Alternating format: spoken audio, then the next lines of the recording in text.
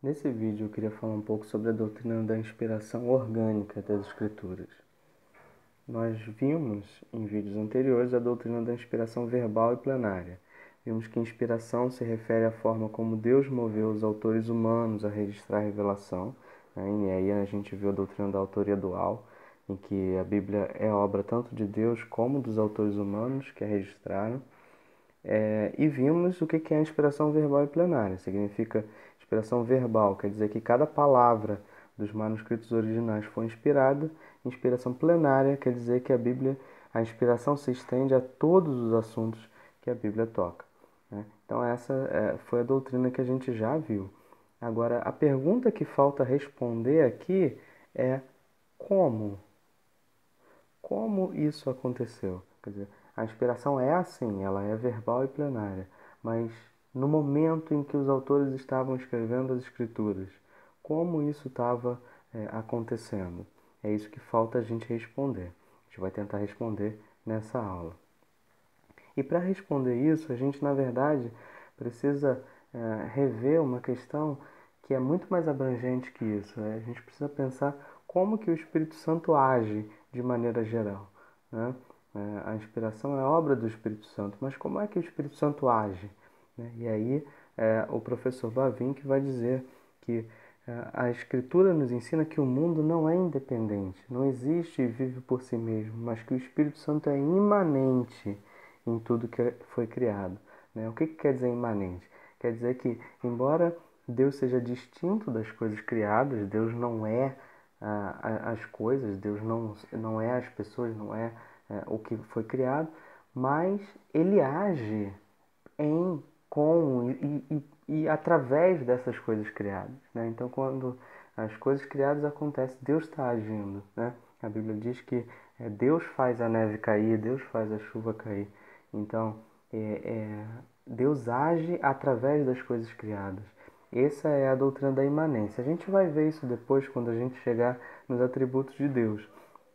Mas isso é importante aqui para a gente considerar como a Escritura é inspirada. A gente precisa considerar a doutrina da imanência, né?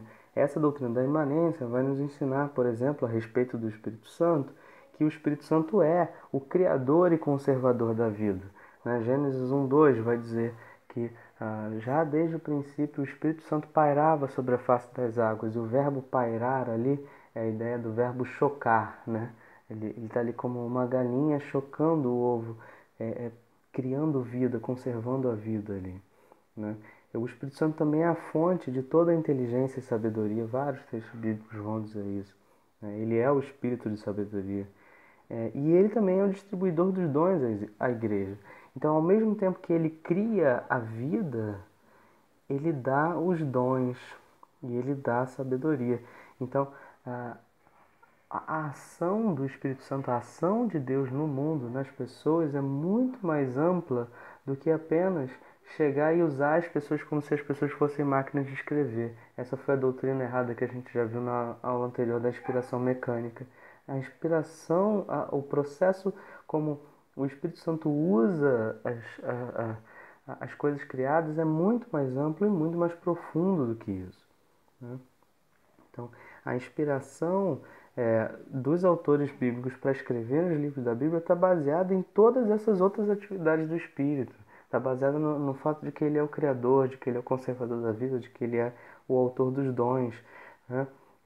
As pessoas, os seres humanos que foram reservados para registrarem a inspiração, na verdade foram escolhidos e preparados e dirigidos muito antes, desde o seu nascimento, desde antes do seu nascimento. Toda a sua história já é parte da ação do Espírito Santo. A ação do Espírito Santo não começou naquele momento em que eles se propuseram a escrever a Bíblia.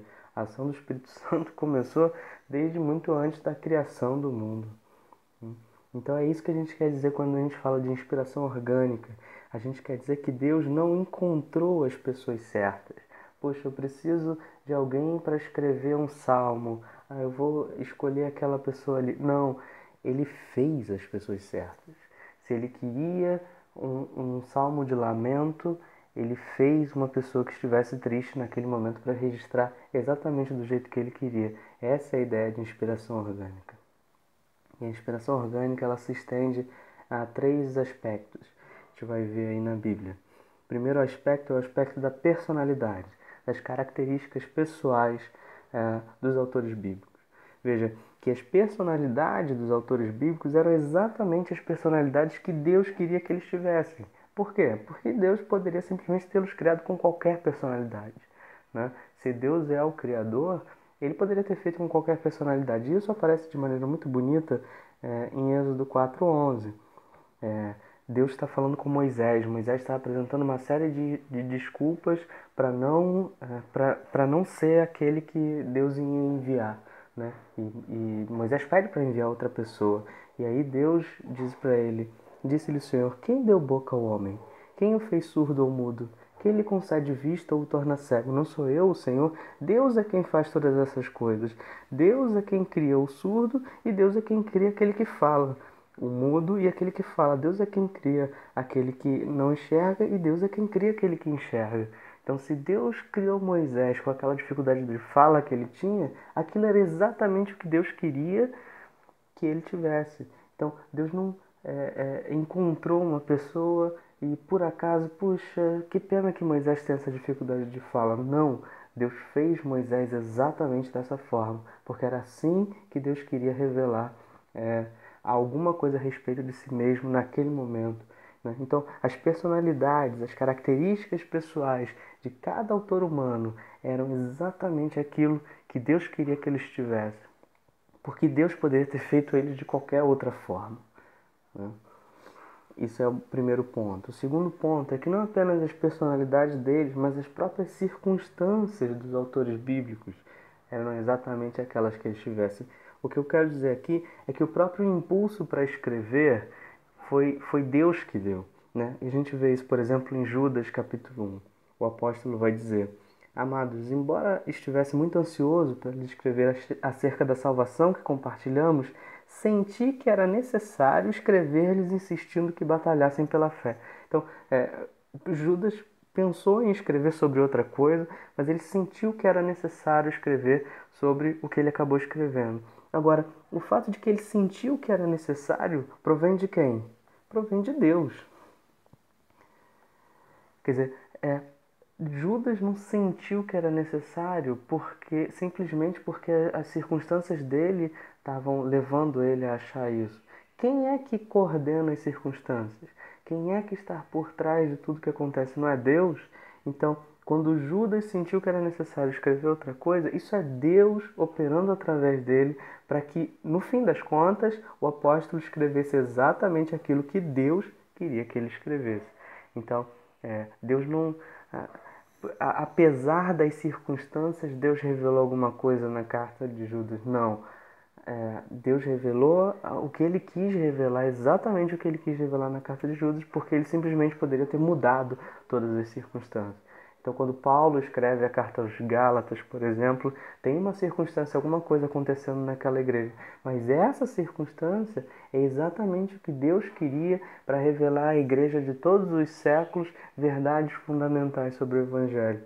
Então, as próprias circunstâncias dos autores bíblicos, o que os levou a escrever, por que eles acharam que era importante escrever naquele momento. Tudo isso está ordenado e coordenado por Deus, né? Então tudo isso faz parte do processo de inspiração. A inspiração não diz respeito apenas ao autor colocando a pena no papiro. A inspiração diz respeito a tudo aquilo que Deus coordenou para que aquilo acontecesse.